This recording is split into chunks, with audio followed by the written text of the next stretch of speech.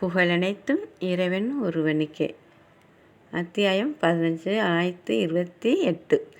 உம்முடைய இறைவன் வானவர்களிடம் ஓசை தரும் கருப்பான களிமண்ணிலிருந்து மனிதனை நிச்சயமாக நான் படைக்கப் போகிறேன் என்றும், அவரை நான் செவ்வையாக உருவாக்கி அவரை என் ரூஹுவை ஞானத்தை கொண்டு உயர்வாக்கியதும் அவருக்கு கீழ்ப்படிங்கள் என்றும் கூறியதே. அவ்விதமே வானவர்கள் அனைவரும் கீழ்ப்படிந்தார்கள், இப்லீஸை தவிர. அவன் பணிதலை விட்டும் விலகி கொண்டான். இப்லீஸே, பணியவர்களுடன் நீயும் சேராமல் இருந்ததற்கு காரணம் என்ன என்றும் கேட்டான். அதற்கு இப்லீஸ், ஓசை தரும் கருப்பான களிமண்ணிலிருந்து நீ படைத்துள்ள மனிதனுக்கு நான் பணிவதற்கில்லை என்றும் கூறினான். அவ்வாறாயினும் இங்கேருந்து வெளியேறிவிடு, நிச்சயம் நீ விரட்டப்பட்டவனாக இருக்கின்றாய். மேலும் நிச்சயமாக நியாய தீர்ப்பு நாள் வரையும் உன் மீது சாபம் உண்டாவதாக என்றும் கூறினான். என்னுடைய இறைவனே, எழுப்பப்படும் நாள் வரை எனக்கு அவகாசம் கொடுப்பாயாக என்றும் இப்லீஸ் கூறினான். நிச்சயமாக நீ அவகாசம் கொடுக்கப்பட்டோரில் ஒருவனாவாய். குறிப்பிட்ட காலத்தின் நேரம் வரும் வரையில் என்று அல்லாஹ் கூறினான். குறிப்பிட்ட காலத்தின் நேரம் வரும் வரையும் என்றும் அல்லாஹ் கூறினான். என் இறைவனே, என்னை வழிகேட்டில் விட்டதால் நான் இவ்வுலக மனிதர்களுக்கு ஆடாமரமாக்கி அவர்களை அனைவரையும் வழி கெடுத்து விடுவேன். அப்போ எவ்வளவு சைத்தான் அந்த அளவுக்கு சபதம் எடுத்துகிட்டு வந்திருக்கான்லாட்ட, இந்த உலகத்தை ஆடாமரமாக்கி நான் வழி கெடுப்பேன் அப்படின்ட்டு. அப்போ நம்ம சைத்தாண்ட வழிக்கு போகாத அளவுக்கு நம்மளை பாதுகாத்து கொள்ளணும். அப்படின்டா எந்த நேரமும் இறை அச்சத்தோடையும் பணிவோடையும் பொறுமையோடையும் சகிப்புத்தன்மையோடையும் வீணான பக்கம் நம்மளுடைய கண்களை செலுத்தாமல் அல்லாஹ்வுடைய நன்மையின் பக்கமே கண்களை செலுத்தி நன்மையில் கேட்டு பார்த்து பேசி அந்த ஒரு நன்மையின் பக்கம் வாழ்ந்து வரும்போது தான் நம்ம சைத்தாட்டையும் பாதுகாக்கப்பட முடியும்.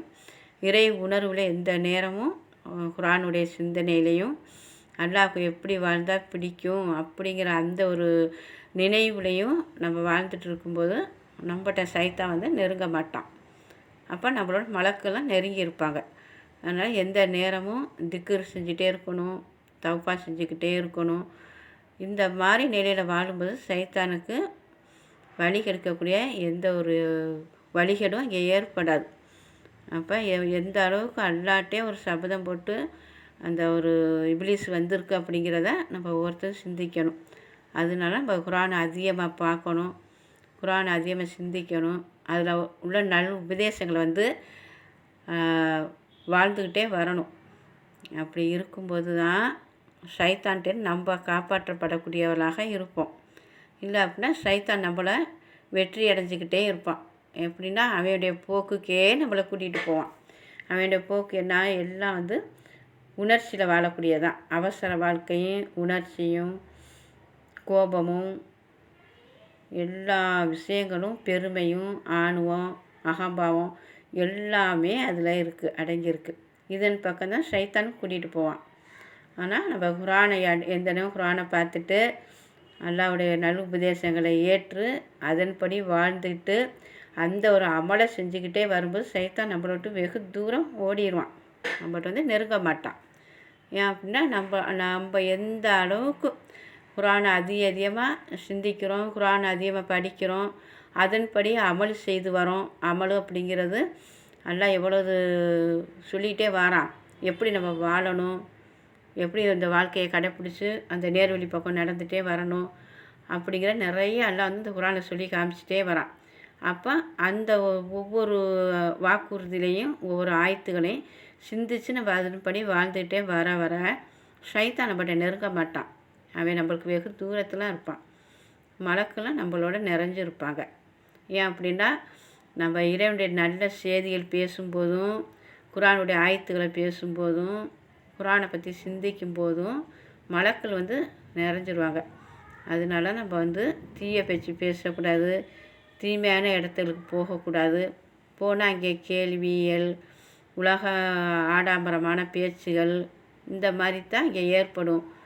அதனால தான் நம்ம வந்து எந்த நேரம் விழிப்புணர்வோடு இருக்கணும். அப்படின்னா தேவையில்லா பேச்சுகள், தேவையில்லா இடத்துக்கு போவது இதையெல்லாம் நம்ம தவிர்த்துக்கிட்டு நம்ம வந்து முக்கியமாக உள்ளதுக்கு மட்டும் அதில் செயல்பட்டுக்கிட்டு நம்ம வாழ்ந்துகிட்டே வரும்போது அந்த சைத்தானுக்கு நம்மளை வழி கெடுக்கிறதுக்கு எந்த ஒரு வழியும் இருக்காது. அப்போ நம்ம வழி கெடுக்குதுன்னா நம்ம அதுக்கு வழியை கொடுக்குறோம்.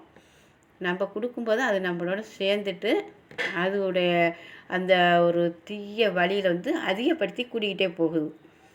அப்படிங்கும்போது நம்ம வந்து எச்சரிக்கையாக இருக்கணும். அப்படின்னா அல்லாஹ் சொன்னபடி நம்ம வாழ்ந்துட்டு வரும்போது அல்லாஹ் நம்மளுக்கு வந்து சைத்தானை நெருங்க விடுவானா? ஒரு கால் நெருங்க விட மாட்டான். அப்போ அல்லாஹ் என்ன சொல்லிட்டு வரான், என்னுடைய அடியாரை நீ நெருங்கவே முடியாது அப்படிங்கிறத அல்லாஹ் வந்து சொல்லிகிட்டே வரான். அடுத்த ஆயத்தை நம்ம பார்ப்போம். அப்போ அடுத்தடுத்து அதற்கு இப்லீஸ் ஓசை தரும் கருப்பான களி மண்ணிலிருந்து நீ படைத்துள்ள மனிதனுக்கு நான் பணிவதற்கில்லை என்றும் கூறினான். அவ்வாறாயினும் இங்கிருந்து வெளியேறிவிடு, நிச்சயமாக நீ விரட்டப்பட்டவனாக இருக்கின்றாய். மேலும் நிச்சயமாக நியாய தீர்ப்பு நாள் வரையும் உன் மீது சாபம் உண்டாவதாக என்றும் கூறினான். அல்லாஹ் வந்து அந்த சைத்தானுக்கு சாபத்தை கொடுத்து அல்லாஹ் வெளியாக்கிட்டான். ஏன்னா எழுப்பப்படும் நாள் வரை இந்த உலகம் வாழ்ந்துக்கிட்டு இருக்க காலம் வரை எத்தனையோ சமுதாயம் வாழ்ந்துக்கிட்டே வருது. அந்த வாழும் காலம் வரையும் நீ வந்து என்னென்ன பண்ணணும் பண்ணிக்க அப்படிங்கிறத சைத்தான் வந்து அல்லாஹ் வந்து சாபம் விட்டே விட்டுட்டான். நிச்சயமாக நீ அவாசம் கொடுக்கப்பட்டவர்கள் ஒருவன் ஆவாய். உனக்கு அவாசம் நான் கொடுத்துட்டேன் அப்படின்னு நல்லா சொல்கிறான். நிச்சயம் நீ அவகாசம் கொடுக்கப்பட்டல் ஒருவன் ஆவாய், குறிப்பிட்ட காலத்தில் நேரம் வரும் வரை என்று அல்லாஹ் கூறினான். என் இறைவனே, என்னை வழிகேற்றி விட்டதால் நான் இவ்வுலகே மனிதனுக்கு ஆடம்பரமாக்கி அவர்கள் அனைவரையும் வழி கெடுத்து விடுவேன். இப்போ திரும்ப சொல்கிறான், என்னை வந்து